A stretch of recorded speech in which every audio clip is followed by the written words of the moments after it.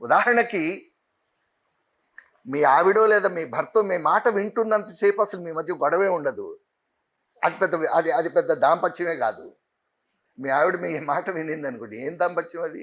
లేదా మీ భర్త మీ మాట విన్నాడు అనుకోండి, అదేం దాంపత్యం అది? అది పెద్దది. అదే అందులో దాంపత్యపు ఇదేమీ ఉండదు, విగరేమీ ఉండదు. అది ఎలా ఉంటుంది అని అంటే సబ్జుగేషన్ లాగా ఉంటుంది. ఎప్పుడు వస్తుంది అని అంటే నీతో పాటు ధీటుగా నిన్ను ప్రశ్నించగల, నిన్ను నిలబెట్టగల, నిన్ను శాసించగల భార్యో భర్తో నీతో పాటు ఉంటే అప్పుడు జీవితంలోని సారం ఏంటో నీకు తెలుసు. అది నిజమైన ఆధునిక జీవితం యొక్క లక్షణం అది. అలాంటి ఒక కొత్త మతం ఈ దేశంలోకి ప్రవేశించింది. దాని పేరే ఇస్లాం.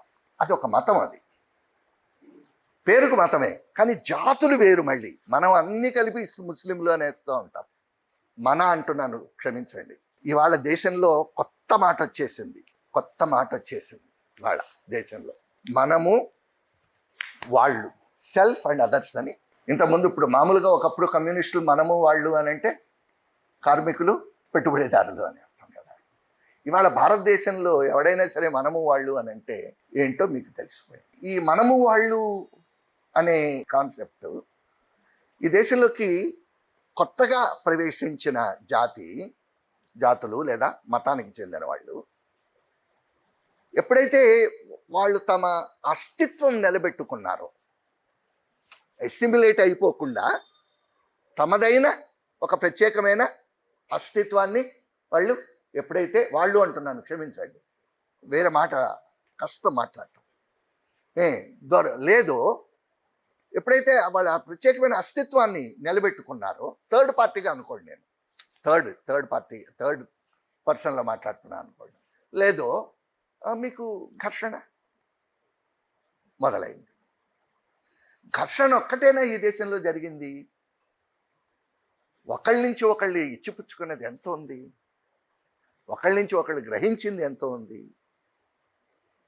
ఈ రెండు సంస్కృతులు, ఈ రెండు మతాలు కలిసిపోయిన సంఘటించిన కాలంలో నువ్వు 10 సంఘర్షణల గురించి మాట్లాడితే నేను 90 ఏమంటాము అసిమిలేషన్స్ గురించి మాట్లాడతాను.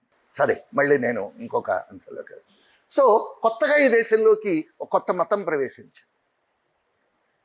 ఆ మతంతో ఏం జరిగింది? సంఘర్షణలు జరిగాయి,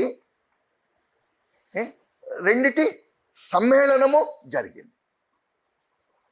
నేనేమంటున్నాను అని అంటే, మీరు ఒకసారి గమనించి చూడండి, నన్ను ఉదాహరణలు ఏమంటే ఇస్తాను నేను.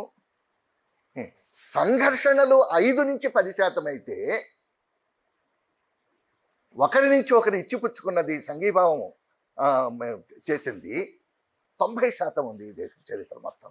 మనం ఎవరితోనైతే మనం విభేదిస్తామో, విభేదించినప్పుడు ఎంత శాతం వాడికి మనం అనుకూలంగా ఉన్నాము అనేది కదా మనం చూడాల్సింది. నువ్వు ఈ 90% నొక్కిపెట్టి 10% గురించి మాత్రమే నువ్వు మాట్లాడితే అది ఎట్లా కుదురుతుంది? కుదరదు. ఇప్పుడు అసలు పాయింట్లోకి వస్తాను నేను. ఇప్పుడు వస్తున్న వాదన ఏమిటి అని అంటే, ఇప్పుడు జాతి నిర్మాణానికి సంబంధించి ఈ జాతి అనే మాటలో ఈ దేశంలో హిందువులు మాత్రమే ఈ దేశపు జాతి, ప్రధానంగా ముస్లిములు ఈ జాతిలో భాగం కాదు. ప్రభుత్వంలో ఉన్న అత్యున్నత స్థానంలో ఉన్న వాళ్ళు కూడా వాళ్ళను దురాక్రమణదారులు అంటున్నారు కదా.